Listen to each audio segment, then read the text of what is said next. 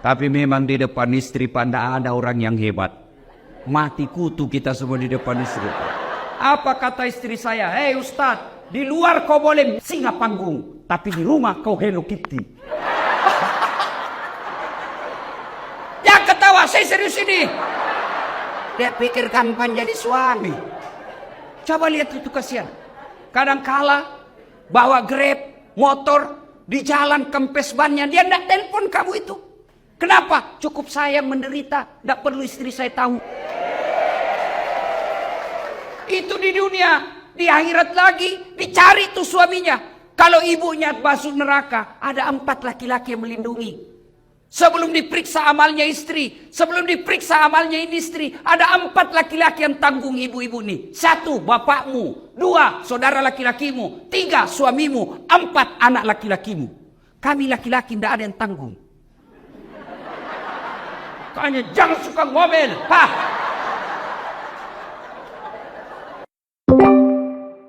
Jangan cerita aibnya orang.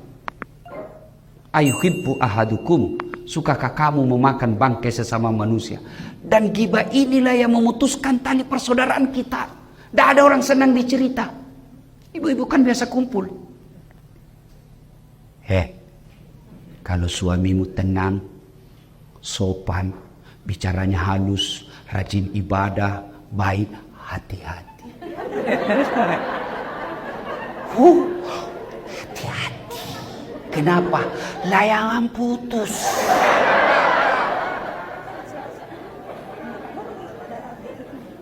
Berhenti. Begitu ibu mulai ada oh iya, itu kepala dinas itu begitu.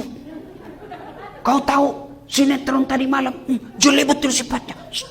Ribut seperti itu. Langsung orang jadi korban. Bu, kalau majelis taklim yang sukses, dia akan berkata, sudah deh, tidak usah cerita kejelekannya orang. Na'udzubillah min zalik. Kita berlindung kepada Allah dari keburukan seperti itu. Belum tentu suami kita lebih baik dari suami dia. Hanya Allah saja masih tutup aib dan keburukan aib suami kita. Itu baru majelis taklim yang baik. Ini tidak, biar bukan urusannya mau dicampuri.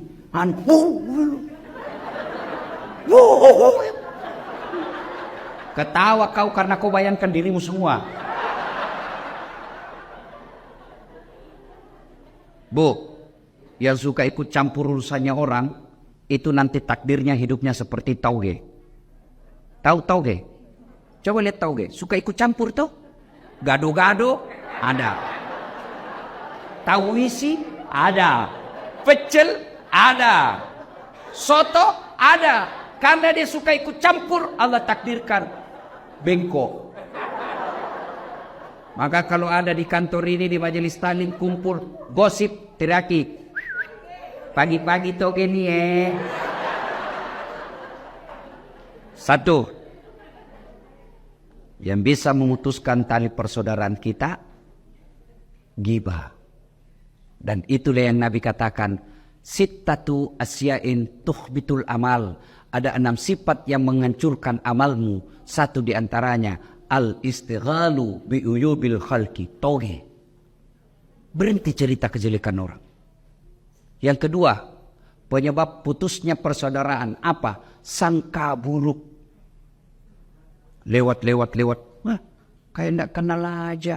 Mentang-mentang sudah jadi istri wagub. Dulu waktu mau dipilih, senyum kiri kanan. Bukan sombong. Beliau lagi buru-buru mau ke toilet. Itu namanya sangka baik. Masa ada yang jawab-jawab WhatsApp saya? Dulu setiap saat jawab, sekarang tidak pernah lagi dijawab. Tertimbun WhatsAppnya ibu, sangka baik. Ibu-ibu, jangankan mengolah kantor begini, rumah tangga aja pasti kacau kalau suami istri sangka buruk. Kenapa ya? Itu tiba-tiba dilantik. Padahal dia baru 4 tahun jadi pegawai. Saya sudah 18 tahun tidak diangkat-angkat. Betul Bapak 18 tahun tapi otaknya Pentium 1. Lambat loading. Prosesornya sudah tua. Bikin surat, siapa wali? Sudah Pak, tinggal diteken. Belum sudah namanya itu dong. Ini betul 4 tahun tapi otaknya Pentium 4. Cepat loading. 1 kali penjelasan, siap Pak. Belum ditanya sudah selesai. Itu sangka baik. Ibu-ibu sangka baik sama suami. Jangan selalu kau periksa HP-nya. Kau kira nak cari nafkah? Saya jangan. Ada juga perempuan kayak suaminya kayak tahanan politik. Baru pulang, mana HP-mu? Dengar ini. Ada 4 penghuni api neraka. 1 diantaranya istri yang suka memaki suaminya. Itu hadis Nabi loh. Ada 3 golongan orang yang tidak diterima amal ibadahnya. 1 diantaranya istri yang durhaka sama suaminya. Ada yang tanya, bagaimana kalau suami durhaka sama istri? Tidak ada dalam hadis.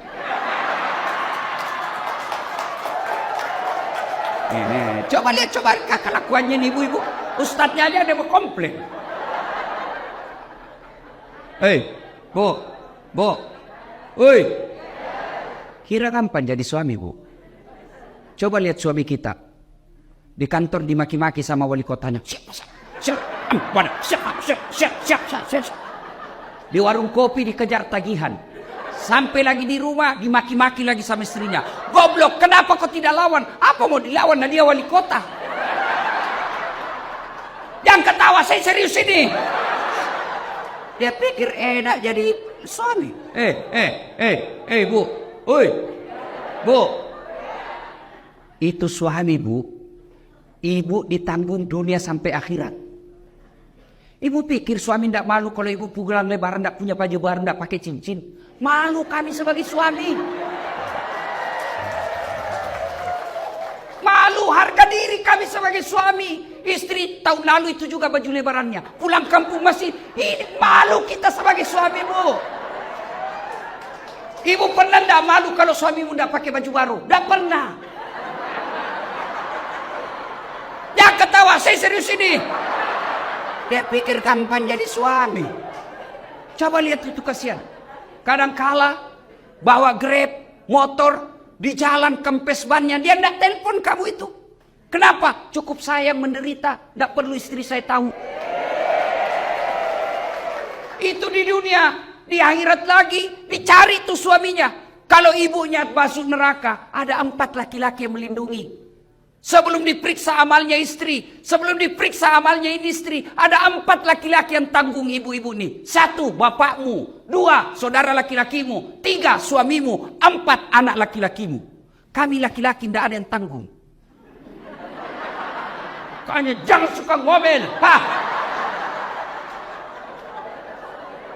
Biar HP selalu diperiksa. Bagaimana suamimu tidak bikin nama palsu?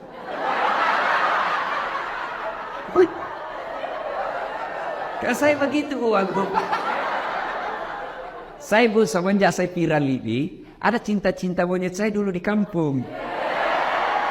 Baru setelah saya viral, kan dulu di kampung bukan siapa-siapa saya, Bu. Tiba-tiba viral, Bu. Dia telepon saya sekarang. Saya mau blokir. Dah enak, nanti dibilang saya sombong satu kampung. Saya mau terima. Perasaannya istriku, mamanya cek bagaimana kasihan. Akhirnya ku ganti namanya. Penjual batu bata.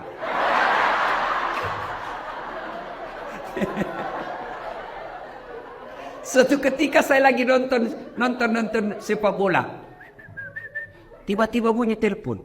Istriku berteriak, mamanya cek, Ustaz, penjual batu bata. Batu saya. Terpaksa saya tidak boleh panik. Kalau panik ketahuan. Santai aja. Jangan sayang, tidak usah kuangkat. Tagihan itu. Perempuan kapan takut kalau bicara tagihan? Aman saya, Pak. Suatu ketika saya pulang ceramah. Hauslah saya. Mau minum teh.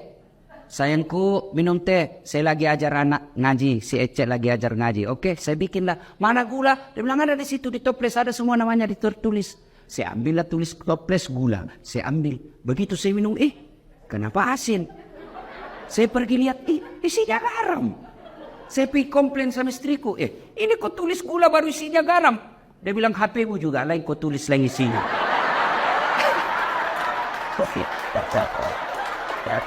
Salatullah, salamullah, ala toha rasulillah. Salatullah, salamullah, ala yasin. Alhamdulillah. Jadi jangan sangka buruk. Masa suami yang carikan nafkah, yang belikan baju, yang nyicilkan mobil, yang nyicilkan rumah, masa ibu curigai terus?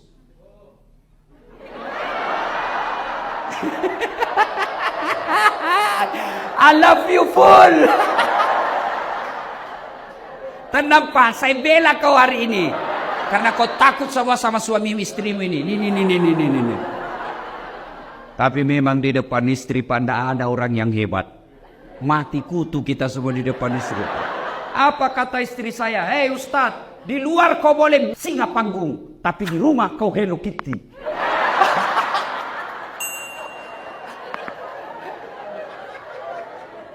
Bu, telepon suami. Kok tidak dijawab? Oh, suamiku lagi sholat duha. Tenang perasaan. Telepon lagi jam 12. Kok belum dijawab? Oh, berarti lagi sholat berjamaah. Tenang perasaan. Telepon jam 2. Belum dijawab. Oh, berarti suamiku lagi meeting sama wali kota. Telepon lagi. Tidak dijawab. Oh, mungkin HP-nya dilupa di mobil. Tiba-tiba masuk WhatsApp. Saya lihat suamimu bonceng cewek. Cantik betul. Oh, berarti suamiku lagi nge-grab. Tenang perasaan. Iya tuh Bu. Bu. Hei. Apa enaknya sangka buruk sama suami? Sebutkan. Apa? Capek. Apa enaknya sangka buruk? Stres. Kalau kau sangka buruk, apa yang kau dapat? Sengsara kan? Coba kalau sangka baik. Kenapa? Dosanya dia, ibu tidak tanggung. Dia selingkuh, tidak ada urusan. Saya tidak tahan Ustaz. Bukan dengan mempermalukannya di medsos. Tak kusangka kau begitu. Andai ku tahu begini, aku tidak menerima lamaranmu. Apalagi tidak, Nasoduk punya anak 2. Maka lebih baik apa? Kau tanggung dosamu. Kau berbuat di luar Pak, kamu yang tanggung. Beda kami laki-laki. Kalau istri keluar tidak izin, kami laki-laki tanggung dosanya. Kalau istri tidak pakai jilbab, kami suami yang menanggung dosanya. Kalau istri tidak sholat, kami suami yang tanggung dosanya. Itulah makna ayat ku anfusakum wa ahlikum nar. Makanya ibu tenang deh, jangan sangka buruk. Orang yang selalu sangka buruk memutuskan tali persaudaraan. Panjang mau dicerita, tapi waktu yang terbatas. 2. Sedekah. Bu, pernah lihat orang diantar ke kubur? Pernah? 3 yang mengantarnya kata Nabi. 1. Keluarga. Bu, ibu meninggal, jangan pikir suami mau masuk dalam kubur. Meskipun waktu ibu remaja dia gombal, gunung kan kudaki, lautan ku seberangi, masjid kau lewati. Begitu ibu meninggal, jangan pikir suami mau masuk menemani ibu di kubur. Enggak. Ada kawan saya naik haji 2012, 2016. Begitu meninggal istrinya baru-baru bengkak matanya Pak.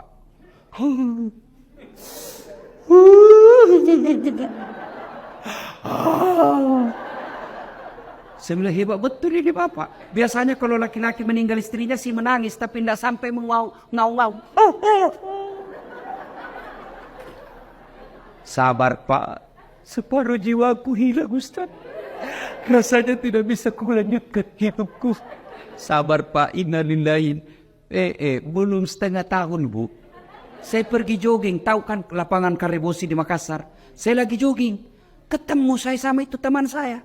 Di sampingnya ada perempuan, putih, muda, panjang rambutnya. Saya tanya, Haji, siapa? Siapa Haji? Yang baru Ustaz.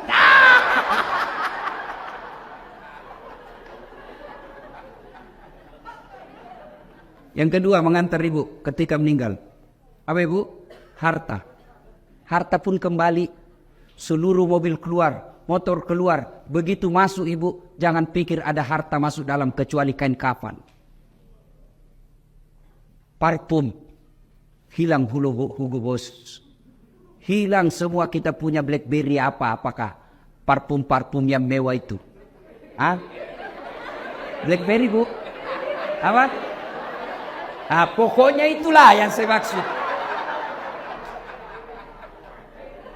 Saya bukan anak gaul ibu. Saya parfum saya bu Rexona. Selesai.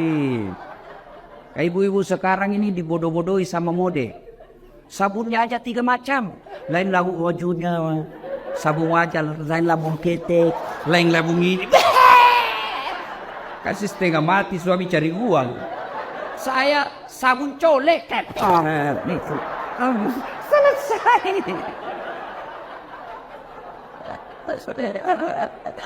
Ya. Yang ketiga mengantar kita amal. Masuklah kita ke kubur. Begitu masuk kubur, bu, jangan pikir akan kembali lagi. Pegawai wali kota tidak disenang sama wali kota, tidak disenang sama gubernur, masih ada pilihan. Ada, tunggu sampai selesai jabatannya. Tidak disenang sama wali kota, tunggu sampai dimutasi, selesai urusan. Tidak mutasi Ustaz, masih ada pilihan. Apa? Pensiun dini, selesai. Lewat apa? Tidak ada urusan kamu, bukan kaulan bosku. Selesai. Ibu, ada warga Betawi ke Jawa merantau, sampai di Jawa kada nyaman, tidak enak di sana. Ada pilihan? Ada, pulang lagi ke Betawi. Ada orang Jawa merantau ke Papua, Papua tidak nyaman, balik lagi ke Jawa. Mangan orang mangan, yang penting ngumpul. Senguara. Wes. Saiki monggo. Selesai. Tapi demi Allah, ibu masuk kubur, senang tidak senang, tinggal kau di situ. Tidak boleh kau keluar.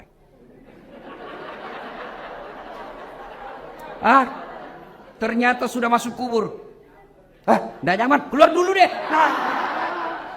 Ibu pun kalau keluar lari satu komplek. Tidak ada yang mau dekat sama ibu. Ketika sudah masuk dalam kubur, 3 aja yang bisa menolongmu, kata Nabi. 1 di antaranya, sedekatun jariyah. Sedekah. Mohon maaf. Matur nuhun. Ini bu, jinji. Yang di depan ini, yang banyak emas berliannya. Itu saya lihat cincin-cincinnya ibu. Jam tangannya ibu Wagub. Kalau meninggal siapa yang pakai perhiasan ibu? Anak. Bukan. Istri kedua. Ia pasti kawin lagi lah suamimu. Dia dengarlah ceramah saya, ini istriku, mamanya cek di rumah. Ustadz, itu saya dengar ceramah. Kalau meninggal kawin lagi. Jadi kalau saya meninggal Ustadz kawin lagi. Saya bilang di sini kau sayangku. Ku peluk dia sambil ku jelaskan. Ku dengar baik-baik sayangku ya. Engkau permata hatiku. Jangankan kau mati. Kau masih hidup saja. Saya selalu berpikir kawin lagi. Apalagi kalau kau sudah mati. Daripada ibu-ibu itu emas berlian. Dinikmati orang istri kedua, mending ibu kirim ke kubur sekarang. Sedekah. Dan enaknya menjadi istri wali kota, istri sekda, istri wagub, meskipun palsu tetap orang bilang asli. Iya toh? Kalau ibu wagub pakai, pasti orang bilang asli dong. Padahal belinya di Tanah Abang. Iya, maka keliru orang kaya. Kalau saya kaya, mending saya pakai yang palsu. Orang pasti tahu asli. Tapi kita orang miskin, biar sudah asli, orang bilang dari mana kau dapat?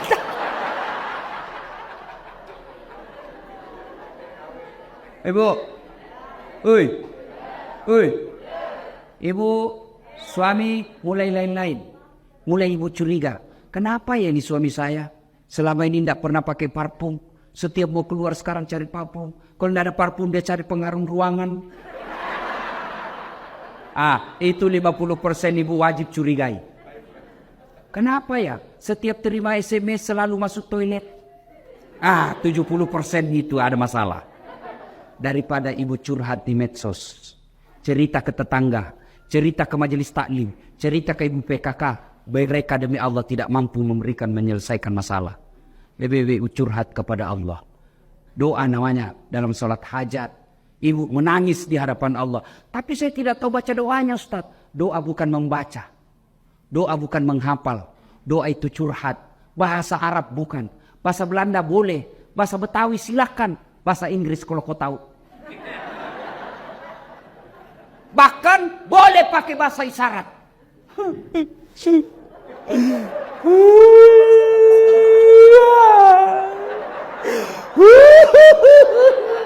Oh, malaikat katakan, ya Allah baru suaminya kawin lagi. Silakan. Sudah itu, ya Allah, Engkau zat yang memelihara dan menjaga suamiku. Tidak mungkin saya bisa menjaganya 24 jam. Aku serahkan suamiku, Engkau menjaganya. Ya Allah, ini ada duitku 2 juta. 2 juta tolak bala. Mudah-mudahan 2 juta ini suamiku terhindar dari wanita jahat. Bismillah, bawa ke panti asuhan besok. As-sadaqah itu bersedekah. Supaya anak tidak kena narkoba. Supaya suami tidak kena mutasi. Tidak usah cari muka sama ibu aku. Ya bu. Ya terselip. Gimana caranya? Sholat hajat. Minta pertolongan kepada Allah. Ya Allah, lindungi suami saya.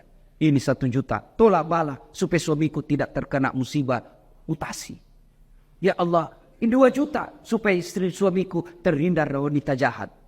Coba ibu amalkan. Sholat hajat namanya.